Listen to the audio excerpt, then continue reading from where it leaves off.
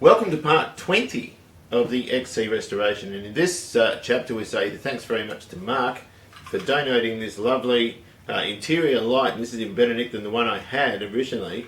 Obviously the chrome's in better nick and needs a bit of a clean up, but it's got a really good lens on it, so Mark, thank you very, very much indeed.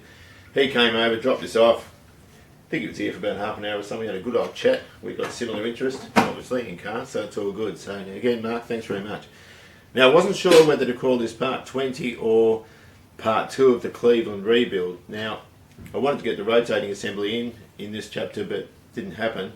I've got a clearancing issue I'm not very happy with, and also there's an awful lot of block preparation and cleaning and that sort of stuff that I really wanted to go on about. Might get a bit dry, but it's very, very important when we put an engine together. So I've got the junkyard engine block at the machinist at the moment. I'm going to do 2 of them. Anyway, hope you enjoy the video. Any questions, comments, leave them behind, I'll try and answer them.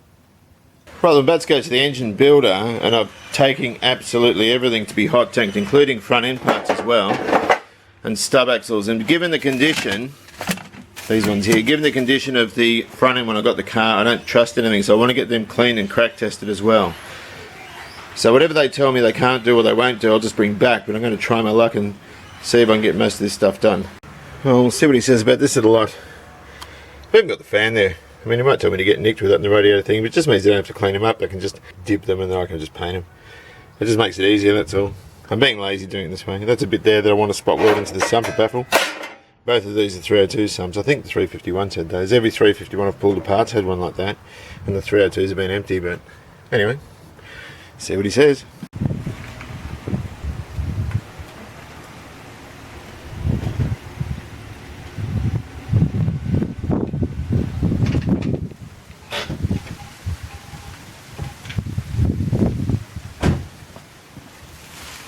Right, well, we're back to the engine builder, and we have some goodies. Alright, so the blocks there, we'll go into more detail about that in a moment. There's some parts and bearings, this sort of stuff. We've got our lovely 20 over high piezoelectric pistons that look really good, resized rods, ARP bolts, that sort of thing. And of course our crankshaft over there, I'm not sure if the camera can see it, yeah, over here.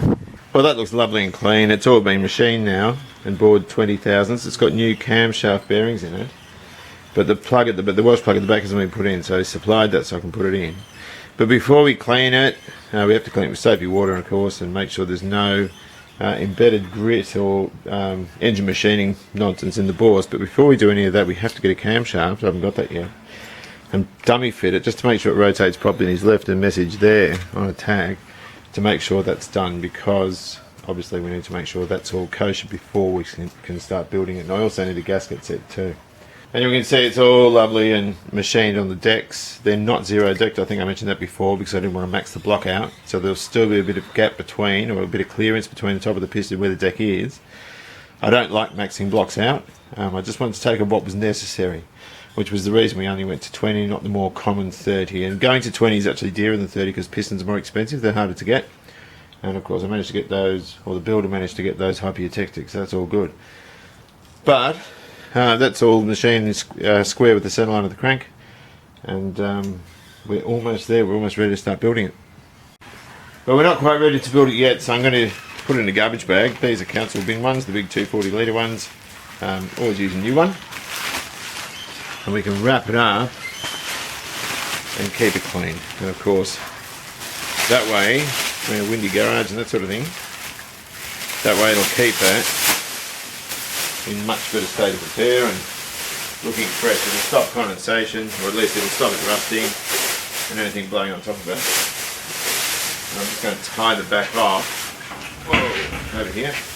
I'm not going to put a reef knot or anything in, I'm just going to tie something around there, a bit of string, just to make sure it stays sealed, because that really is important. And of course we're looking at our NFG crankshaft, and that's where the crack showed up under black light. And also this one is a local crank, it's got 351 cast into it, I should say, but the new one doesn't have that. And of course this is the crank we're using, and it's a much smoother casting than what the other one is, and it doesn't have 351 markings on it because it's an American one. It's actually a 4MA. So this one's all been ground and crack tested and all that sort of bizzo. And so this is the one we're going to use in the car. We can't use the other. And look, I am very, very happy with it. So I think it's been ground 1010. So yeah, much nicer looking crank, much smoother looking crank, and obviously not cracked either.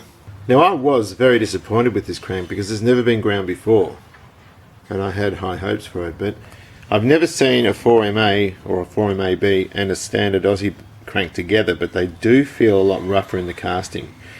And also on those knife sort of edges down here, again, it's sort of a lot smoother on the American crank. Now, I think they use the 4MAs and the GTs, or the early Cleveland 351s, but what's particularly concerning about this crack here, and there were some, I should say, sort of little round ones on the counterweights, which weren't such a concern, but the problem with this is it's right adjacent to where that hole is, which is quite deep there. So I don't, you know, in a standard application it probably would have been okay, and that's what the builder said, but he was worried about it because it could be in a higher performance application, which this car's not. It's only going to have about 320 horsepower maybe, but in a high performance application that's a bit of a time bomb, so we really can't use that.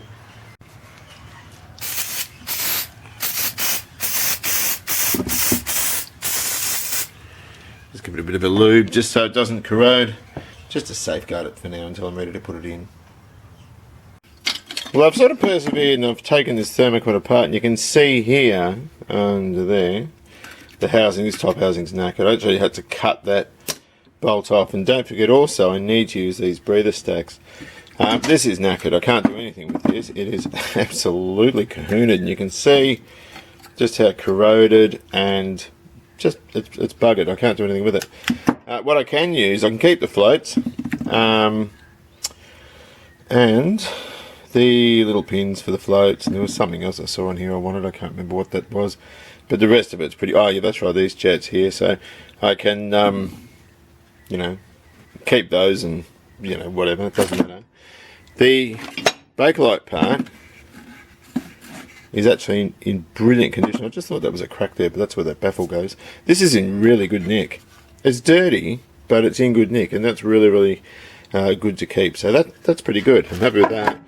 And of course the base plate, and that's the seized bolt there. I can't even get it out with vice grips. I'm not sure what the story with that is, but sort of all in, you know, these areas. I would have thought it was buggered, but it's not. It actually seems in pretty good nick. Might clean up, not sure.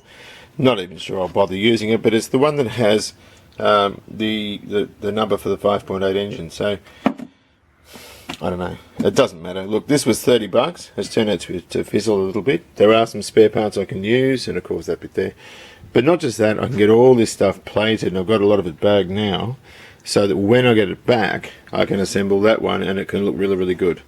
Even some of the linkages are painted green, I can emulate that as well. But anyway, that's where we're at with the carburetor. Now I was going to pull both carburetors apart and get everything plated at the same time, but it's going to be nigh on impossible to remember how everything goes. I'm going to have to sort of do this one, sort of pull subsections off and put the plated parts on and that sort of thing at the same time, because then I can remember how it all goes. But it's a bit of an engineering nightmare, this thing. The mechanical engineer that designed these must have been the same guy that designed the Mousetrap game. There's just levers that hit on other levers and all sorts of stuff there, so it's very, very complicated. But I'm only going to get the one set plated because I've only got one usable carburetor, not two, so if I want another one I'm going to have to buy another one. Right, well we're going to start building our engine now, and we have a few parts, and of course I've got the stub axles. This has nothing to do with the engine, but I've had them crack tested just because the condition of the car was so poor when I got it. I just needed to make sure they were cool. So they've been crack tested, they've come up with a clean bill of health, that's all good. There's some rockers, head bolts and push rods in there. Maybe get new ones, maybe not. We'll have a look and see how we go with those. Now we've got two oil pump drives here. They're both for Windsors. One's 351, I think one's 302. I think the 302 one's a bit shorter, but whatever the case, it doesn't matter. One hopefully will fit our Cleveland. And of course our full engine gasket set. Over here we have our brushes. So we've got our bore brushes and gallery brushes. We need those as well. Over here we have a bar of laundry soap, salt-free laundry soap, which we're going to use to wash the bores down with. There's some Morning Fresh there, I'm not sure if I'll use that. A lovely competitions cam with matching lifters. It's important to get them as a matching set. Main and big end bearings here, we have some Molly rings, Hastings rings, bit of ultra black, some assembly lube and cam and lifter installation lube. We've got our old GM sealer, we've got our camshaft installing tool I should say, a special little socket to turn the crankshaft over when we get it in, torque wrench, and of course we have our main bearing caps over there. Now in this bag we've got a rather lovely sexy white t-shirt, the biggest size I could find. This is designed for the larger people. I mean, I'm pretty fat, but that's a bit too big for me. And I got it the biggest size so that there's more material on it. Of course, I can return it when I'm finished with it, which is a joke because this is going to be absolutely ruined. And this is from Kmart. They're $5, and we need good white fabric like that so we can check in the bores to make sure there's no debris left after we've given it a good wash. So if anything grey comes up on here, we know it's not washed properly. We also need an oil pump, and this is a standard volume oil pump, not a high volume. This car is not going to be turbocharged, it doesn't need external oil feeds or anything like that. So I've gone for the standard milling, which is industry standard, it's a good one. Strip of plastic gauge. Now this, the clearances on this have already been marked up at the machine shop, so we're going to use this anyway, even though I'm expecting everything to be within spec and all good. This is a heat gun, and just after we've finished washing it all down, we'll use a bit of compressed air and dry it out with heat gun. Not too much heat on bearings and stuff like that, just a little bit to run over it to get rid of all the excess water.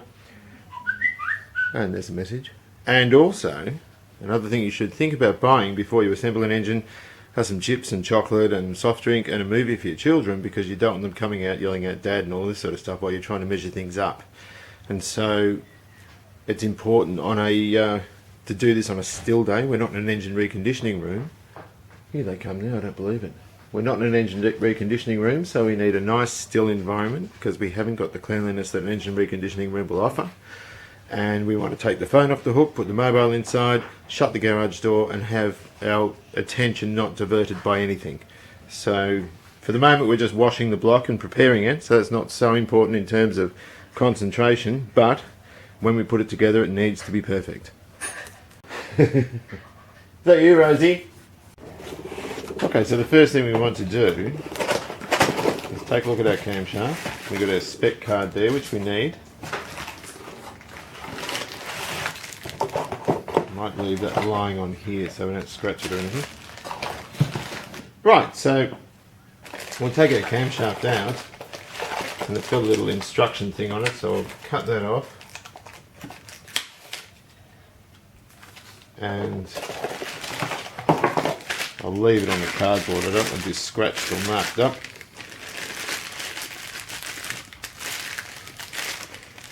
And we're not going to fit this, we're just seeing if it rotates in these new bearings. We need to check that out.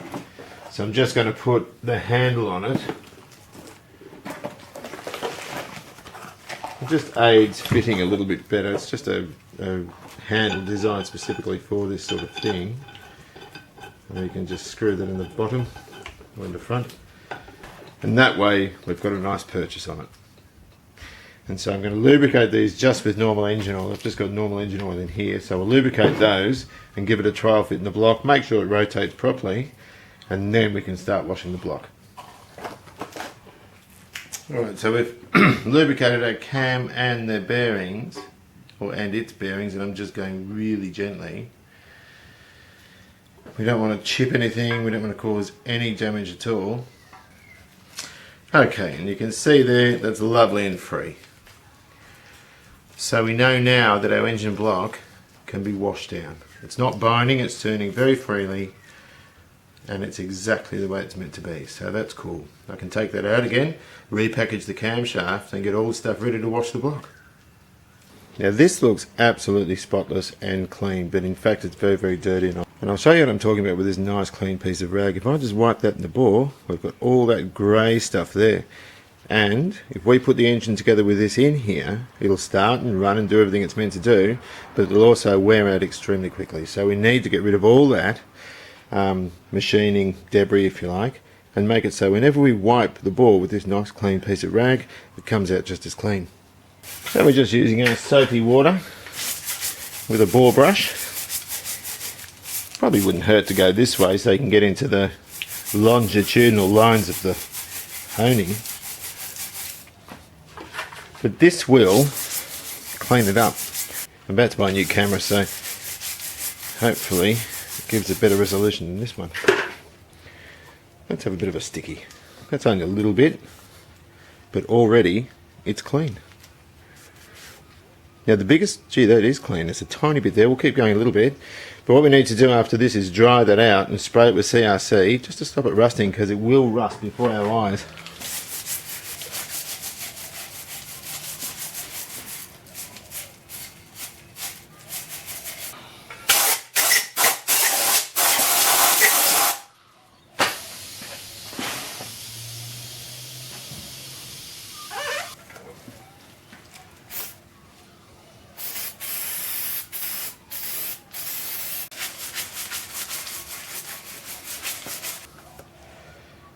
Still dirty at the top. Now, in addition to washing the boards out, we need to wash the galleries, and I'm just using some brake clean and firing it down there. We'll run this nice long brush, and we can see it going down through the lifter boards, and that probably illustrates the lubricating weakness on the Cleveland. So if we look down those lifter holes, see there? Those lifter gallery holes are huge.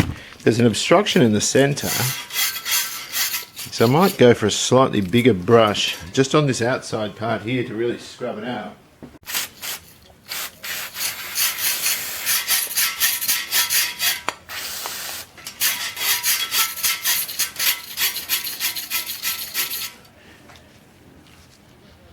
Oh, that's brake clean. That's right. Thought it was water from it. We'll go in this one. This one's further recessed in.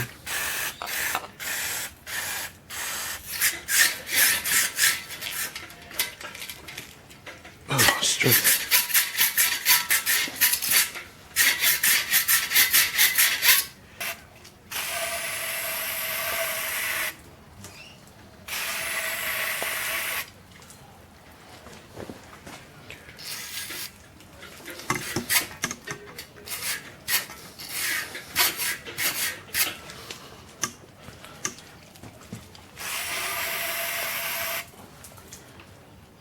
There is muck in there. There's dirty solvent coming out of it. So I need to scrub that little one a bit more.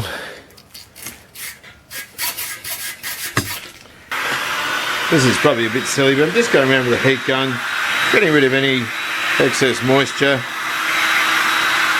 Most of what you can see there is oil residue. But it'll also help disperse any of the brake cleaner. I've blown out the galleries with compressed air, but because we're sort of in the winter, I don't want any excess moisture sitting on it. So in terms of storing it now, the best thing to do would be just to cover it in CRC or some sort of lubricant and then put it back in its bag. But you don't want to put it in its bag if there's any trace of moisture there, because everything will be rusted. So all the engine parts have been hot tanked, and I've got these two sumps which are really, really good condition. I'm going to use them. I think these are off 302 engines. All the 350 ones I pulled apart have this baffle in them, and I took this one out of a destroyed one that was crushed and it was also split at the bottom. And I thought, why not weld it in? Now, it's a little bit misshapen. I've just got to make sure. I took a bunch of measurements when I first took it out of the other sump, so I'm going to weld this in. I'll straighten it as I go. I just have to make sure I don't blow through because we don't want oil leaks.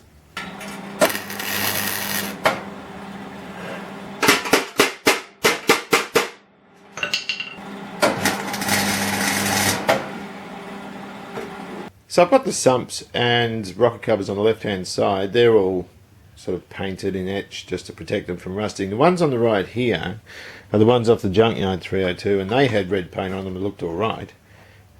Bit untidy, but looked alright, but underneath there was a whole lot of rust, so I'm not sure. They're very clean on the inside, but I'm not sure if I'm going to use them. They're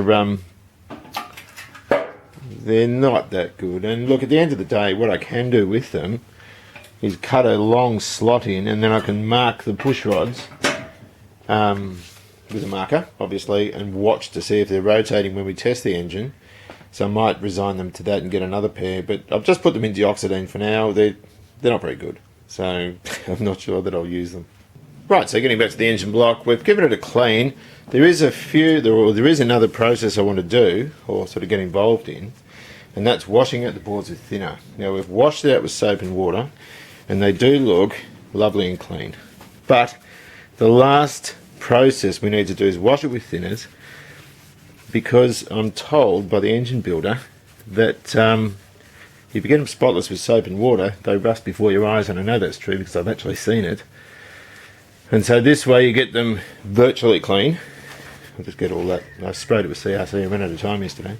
We get it virtually clean, then we wash it out with thinner to the point where we use another new piece of that nice sexy white t-shirt I bought. And then we'll know that there's no doubt whatsoever it's absolutely spotless. So I'm just going around wiping out the excess, what's that stuff called? CRC.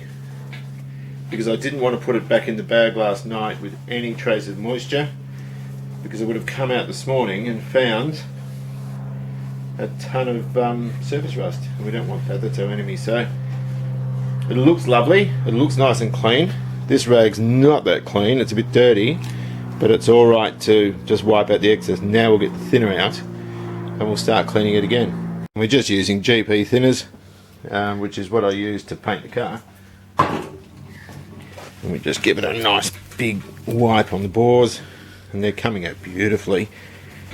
And it's a pain doing this, I hate doing this, but at the end of the day, it is preparation, and like any job on a car, if you don't do your prep, then you don't get the result you need. So this lovely engine, I think I said before, will start and run, but it won't last long. It won't have the capability of taking the heads off at 80,000 Ks and seeing hone marks still in the cylinders. They'll be well worn, and so we want to avoid that. So I'm just going to continue. Then I'm going to get a new piece of t-shirt and do it again and make sure there's absolutely no marks. And I haven't put this video together yet, but I'm assuming that the first half hour is going to be cleaning and preparing the block. But look, some people would find that a bit boring, I suppose, but at the end of the day, it's so important. Here's a brand new piece of white t-shirt. Wipe it in, not a mark. And that's what we need to see. Wipe it in, there's no mark whatsoever.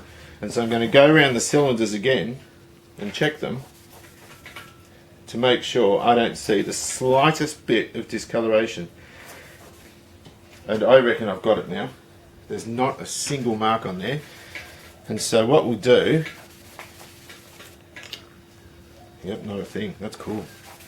And so what we'll do now is we'll whack a bit more CRC in there, because it's very, very raw metal, and that will sort of keep it from rusting. And don't forget also, CRC tends to evaporate, so when you put it on, it's not there forever. You need to sort of keep the applications of it up.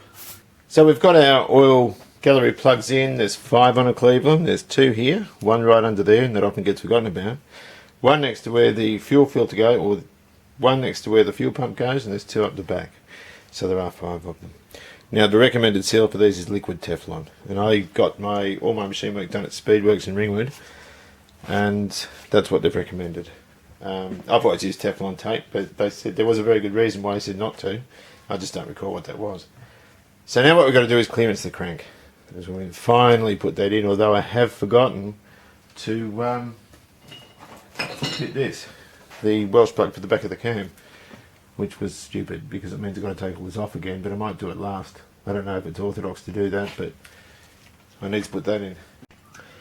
The main bearings come in 3 types. There's the slotted type like this, which obviously has to go in this way, and that allows lubricant to sort of flow up out from the pump and then get passed off to the camshaft. So they just sort of fit in like that, and they butt up. There's a tongue on them. They're the ones that go on the other side, so if you get these the wrong way around, you fry your engine because the thing will seize. And of course you've got the big sucker like this one, whoops, which again is slotted, and they go in the centre, and that's where the thrust is taken on the Cleveland. So we'll go around and we'll put these in. This thrust one's the tricky one because it's very wide, and we just locate it down like that, and so it's nice and flush. and clean. I might change my gloves too.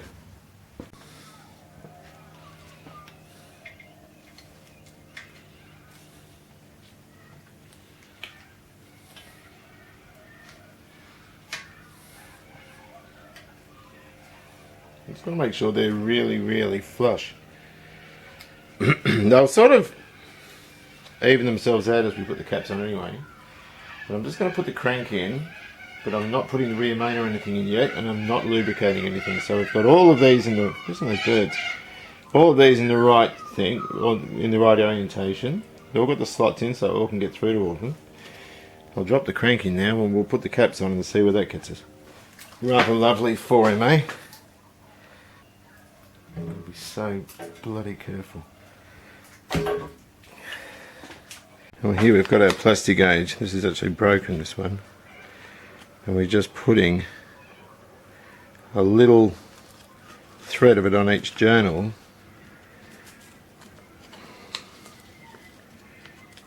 And that will tell us what the clearance is, because we can measure it against the scale on the size of the packaging, on the side of the packaging I should say. So I'm going to go and put this on.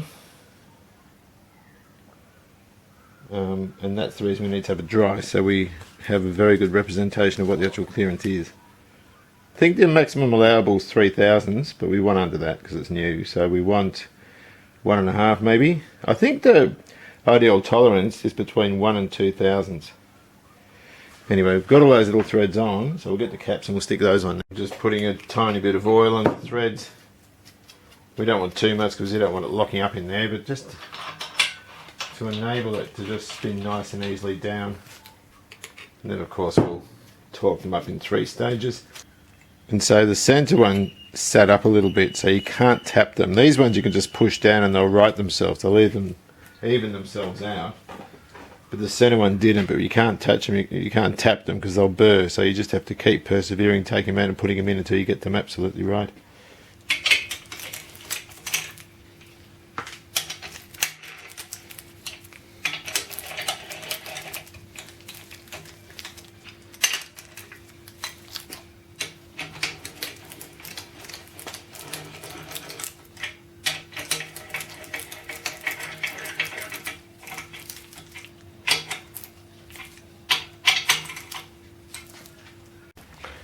Alright, this is a Warren & Brown torque wrench, a good one. And I'm just doing these up in 3 stages. And I've got no extension, I've got the socket straight on the torque wrench and onto the bolt, which means it's going to be more accurate than sort of having it up a big thing like this, if you know what I mean.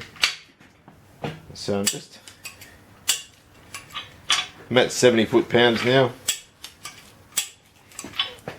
And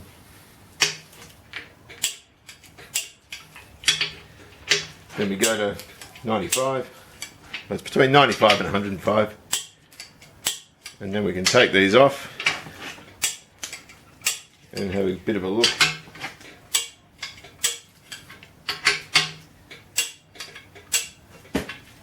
Well, I'm going to stop there because I'm not all that convinced that I'm happy with the clearances.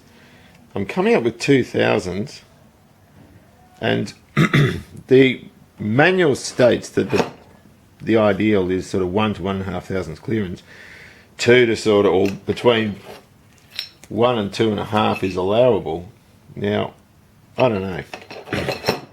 The general rule of thumb is that 1,000 clearance per inch of journal diameter is allowable, but you know, I don't want to go to the outside of the allowable gap if you're not all clearance, if you know what I mean. On a new engine, I want it to be right on the money and perfect. So I'm going to call the engine reconditioner tomorrow and just query him. So I'm not all that rapt about this because it's not what I wanted. So I'm going to leave it there. In the next video we'll sort of tackle the engine again. But yeah, for now I'm going to stop and do a little bit more homework, I think. Anyway, drive safely, enjoy your classic, take care, and I'll see you later. Ta-da! And by the way, I'm having coffee now instead of tea.